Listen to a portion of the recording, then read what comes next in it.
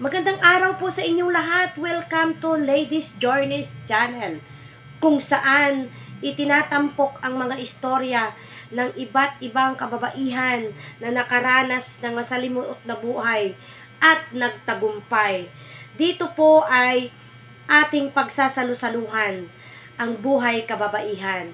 So we're not only going to journey or travel, but we also have to learn a lot of things here in Ladies Journey. So if you want to be a part of Ladies Journey, huwag nyo lang pong kalimutang pindutin ang button and subscribe para updated po kayo sa kaganapan dito sa Ladies Journey. Ngayong araw ay pakikinggan po uli natin ang isang mother na nagpaunlak sa atin ng interview at ibabahagi niya ang kanyang masalimuot na buhay hanggang siya po ay nagtagumpay sa pamamagitan ng kanyang mga anak. So, kung ready na po kayo, here we go!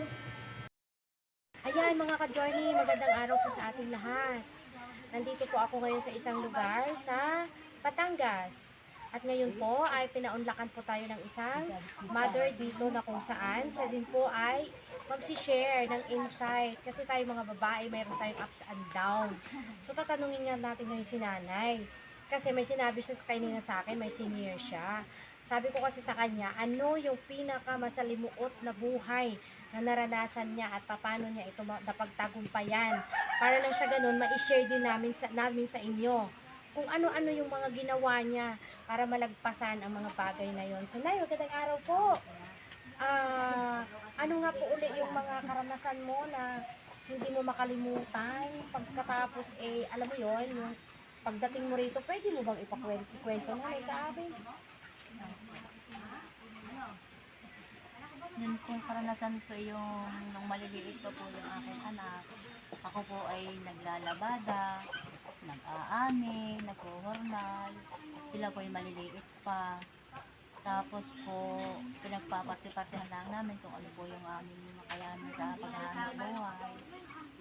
Ang mga anak ko po kahit pa paano, pumapasok po sila sa baon na 5 piso, baon sa bata. Tapos po yung ulam nila, hati-hati sila. Awa naman po ng Diyos, nakaraos sila, mga may nakatapos, pero meron naman pong nagsipag-asawa na. Okay. Pero may nagtagumpay talaga. May nagtagumpay naman po, anak. So, yun sa nagtagumpay na yun, binalikan po ba kayo? Tinulungan kayo?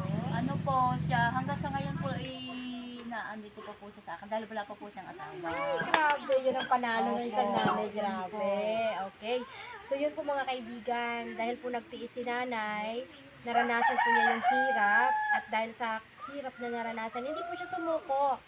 And at the end of the story, ayun po, dumating din yung panahon na isa sa mga anak niya ay nagtagumpay. Di naman lahat ng mga anak niya ay ganun kaganda yung buhay. Pero may isa o ilan-ilan doon na nagtagumpay. Kaya ngayon si nanay ay medyo pa-relax na lang ng konti. Kasi, ayun, napagtagumpayan niya yung mga bagay na yun. So, sabi pa kanina ni nanay ay, pag dumarating daw siya galing sa pag-journal, o kaya sa pagtatrabaho, sa paglalabada, pagdating niya sa bahay, mag-iigib pa siya, maglilinis pa siya, magluluto pa siya, para makakain ng mga anak niya. Tapos, madadatnan din niya yung asawa niya. Magiinom po, lasing. Ang mga bata po hindi pa kumakain. Ay, ano ginagawa niyo, Nay? Wala po, nagpapatinsya na lamang po. Okay, kasi kapag nagalit, Opo, mag-aakasara po kaming dalawa. wala ring mangyayari. Opo. Kaya yun po mga kaibigan, maganda po yung naging payo ni nanay. Kasi po, kaysa magalit tayo, kaysa mainis tayo, magkakasala pa po tayo at pwedeng makagawa pa tayo ng hindi maganda sa mga anak natin. So, ang ginawa po ni nanay ay tiniis na lang niya. Minsan po ay dinadaan na lang niya sa pag-iyak. At hindi naman po siya nabigo dahil sa pag-titiis niyang yon na nakamtan naman po niya ang tagumpay na inaasam-asam niya ngayon. Kasi si nanay ngayon ay eto na lang, paupo-upo. Where minsan, kailangan din naman kumayod pero hindi na katulad dati. Di ba ba, Nay? Opo. Yes. So, thank you very much, Nanay, sa pagpapaunlak po. So, ayun mga kaibigan, so ngayon uli ay napakinggan natin ang paliwanag ng isang mother na nagtagumpay uli dahil napatapos niya ang kanyang anak at ngayon ay pa-banding-banding na lang siya at hindi na katulad ng dati na sub-sub sa trabaho. So, ang kanyang puhunan po, paano niya napagtagumpayan ang mga bagay na ito at ang mga karanasan niya ay naging positibo siya sa buhay. Na instead of magreklamo, ay sinulo na lang niya at nanahimik at dinaan sa iyak at nakipagkaibigan yun ang sabi ni nanay.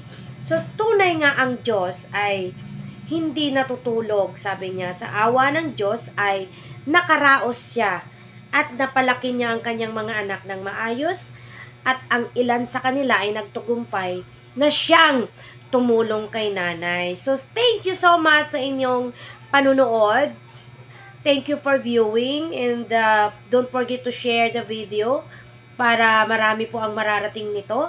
And thank you very much for watching our episode today. This is Mel from Ladies Journeys channel. Thank you!